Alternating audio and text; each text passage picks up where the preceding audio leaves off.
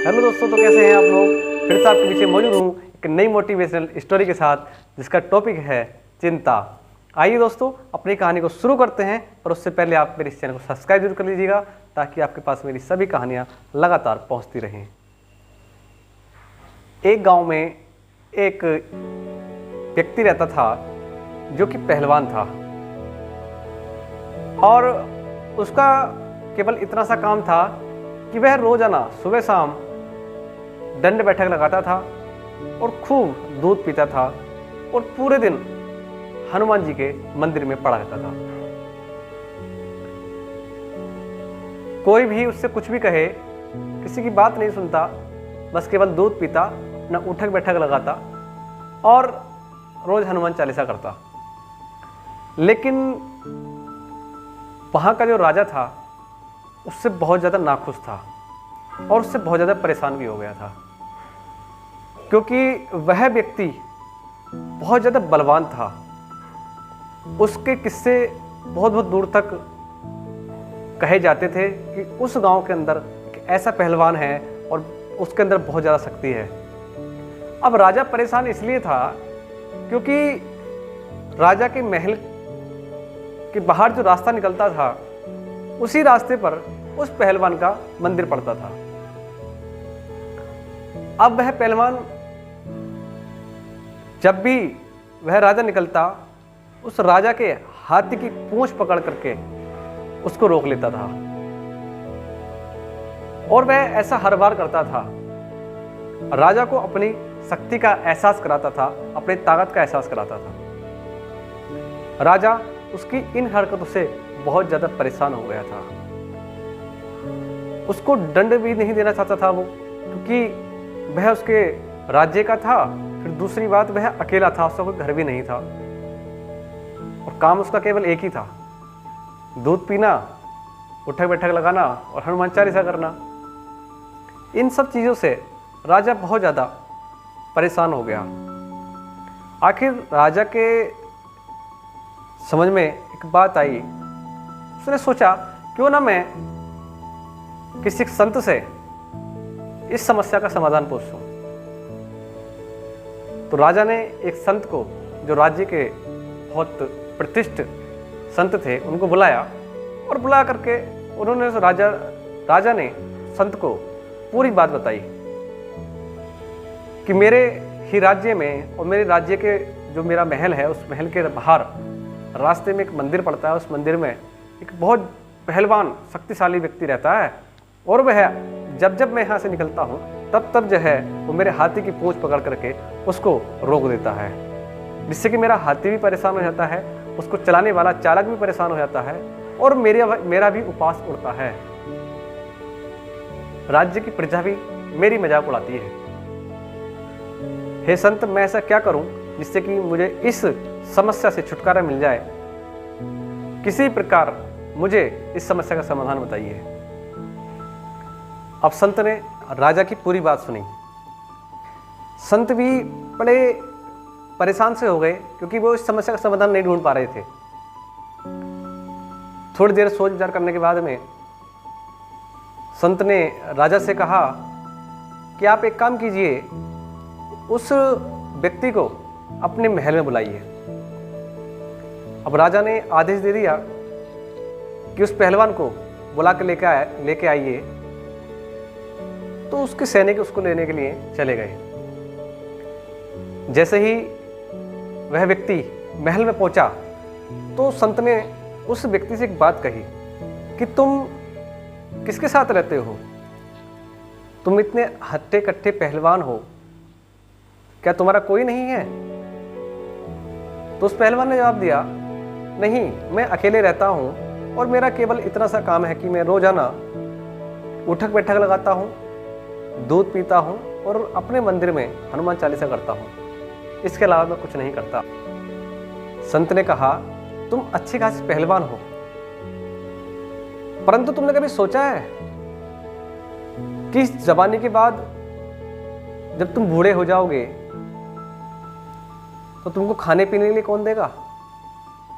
अभी तो तुम जवान हो और इस राज्य की शान हो, तो सभी ग्रामवासी तुमको खाने पीने के लिए देते हैं, खूब सारा दूध पीने के लिए मिलता है, और जब तुम बूढ़े हो जाओगे तो तुमको कौन ला करके देगा, कौन खिलाएगा, कौन पिलाएगा।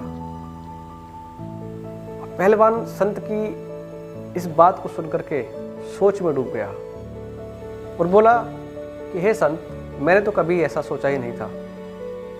तो पहलवान ने संत से पूछा, तो बताइए महाराज, इसका क्या उपाय है, मैं ऐसा क्या करूं जिससे कि मेरा जीवन अंतिम तक ठीक रहे।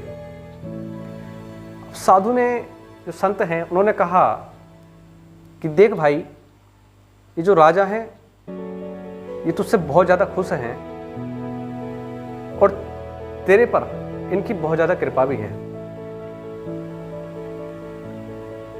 बस तुझे एक छोटा सा काम करना होगा जिससे कि मैं राजा से तुझे उचित दाम दिलवा सकता हूँ। पहलवान ने इतनी बात सुनकर पूछा कि ऐसा क्या काम है। तो संत ने कहा कि तुम्हें कुछ नहीं करना, कि तुम्हें रोज सुबह को 6 बजे अपने मंदिर का दीपक बुझा देना है और रोज शाम को 6 बजे अपने मंदिर का दीपक जलाना है। पर शर्त यह है कि वह समय से समय जलना और बुझना चाहिए। तो मैं राजा से बात कर करके तुम्हें एक चांदी का सिक्का प्रतिदिन देने के लिए बात करूंगा। पहलवान ने कहा कि ये तो बहुत ज़्यादा आसान काम है, मैं रोज़ खाली रहता हूँ, रोज़ खाली रहता हूँ, कुछ करता नहीं हूँ और पूरे दिन मंदिर में पड़ा रहता हूँ, तो क्यों ना मैं इस काम को करूँ। अब पहलवान इस बात के लिए राजी हो गया। उधर राजा उसकी सारी बातें सुन रहा था। जैसे ही पहलवान महल से गया तो राजा ने कहा, अरे महात्मा, ये तो आपने बहुत बड़ी गलती कर दी। अब मैं इसको रोज एक चांदी का सिक्का दूंगा, ये तो उसका बहुत सारा दूध पिएगा और ये बहुत ज्यादा ताकतवर हो जाएगा। ये आपने बहुत गलत कर दिया। तो संत ने कहा कि हे राजन, आप परेशान ना हो, आप मुझे केवल 1 महीने का समय दीजिए और 1 महीने के बाद आपको इसका परिणाम देखने के लिए मिलेगा। तो राजा ने वही किया जो संत ने उनसे कहा। अब वह व्यक्ति रोज यह देखता कि राजा इस रास्ते क्यों नहीं आता, राजा महल से बाहर क्यों नहीं निकलता। धीरे धीरे लगभग 1 महीना पूरा हो चुका था। अब महीने भर बाद संत ने राजा से कहा कि आप अपने हाथी पर बैठ जाइए और अपने राज्य की ओर निकलिए। जैसे ही वह उस पर हाथी पर बैठा और उस मंदिर के सामने से निकला तो वह हर बार की तरह वह व्यक्ति फिर से आया और उसने फिर से हाथी की पूंछ पकड़नी चाहिए, परंतु इस बार नजारा दूसरा था। इस बार हाथी ने उसको रौंद दिया और घसीटते हुए अपने साथ लेकर चला गया। अब राजा यह सब कुछ देख करके बड़ा हैरान था। तो राजा ने संत से कहा कि ऐसे क्या हो गया कि आपने तो उसका बिल्कुल पूरा विपरीत कर दिया। तो संत ने कहा कि मैंने इस व्यक्ति को एक काम पर लगा दिया और काम भी ऐसा जो कि समय के अनुसार था, क्योंकि इसको रोज सुबह 6 बजे दिया बुझाना था और शाम को दिया 6 बजे ही जलाना था, जिसके लिए ये बहुत ज़्यादा परेशान हो जाता था। लोगों से समय पूछता रहता था कि 6 कब बजेंगे, 6 कब बजेंगे। सुबह को भी जल्दी उठ करके परेशान हो जाता था, पता नहीं 6 कब बज जाएं और मेरा दिया नहीं जला तो आज मुझे चांदी का सिक्का नहीं मिलेगा। इस तरह से मैंने इसको चिंता में डाल दिया और यह परेशान रहने लगा, जिससे कि ये अपना आत्मबल भूल गया, अपनी कार्य शक्ति को भूल गया और हमेशा इसको यही चिंता लगी रहती थी कि 6 कब बजेंगे, 6 कब बजेंगे। हाँ दोस्तों, हम लोग भी अपने काम के प्रति बहुत ज़्यादा चिंता करने लग जाते हैं, जिससे कि देखने के लिए मिलता है कि हमारे शरीर का नुकसान होने लगता है, हमारे कार्य करने की क्षमता कमज़ोर पड़ जाती है और हमारे शरीर को नुकसान होता है, जिससे कि हम जल्दी जल्दी बीमार पड़ने शुरू हो जाते हैं और अनेकों बीमारियां हमारे शरीर को लग जाती हैं। इसलिए दोस्तों कहते हैं, जिसकी मस्ती जिंदा है उसकी हस्ती जिंदा है। हमेशा बिना किसी चिंता के हमको अपना काम करते रहना चाहिए और आगे बढ़ते रहना चाहिए। अपने शरीर की शक्ति को कभी कमज़ोर नहीं होने देना चाहिए। इसलिए कहते हैं कि चिंता चिता के समान होती है। आज से हम ये प्रण कर लें कि काम चाहे कोई भी हो, पर हम उसको चिंता नहीं करेंगे तो हम सक्सेसफुल होते चले जाएंगे। और दोस्तों, इसी प्रकार हम अपने शरीर को, अपनी आत्मशक्ति को भी बहुत ज़्यादा बढ़ा सकते हैं।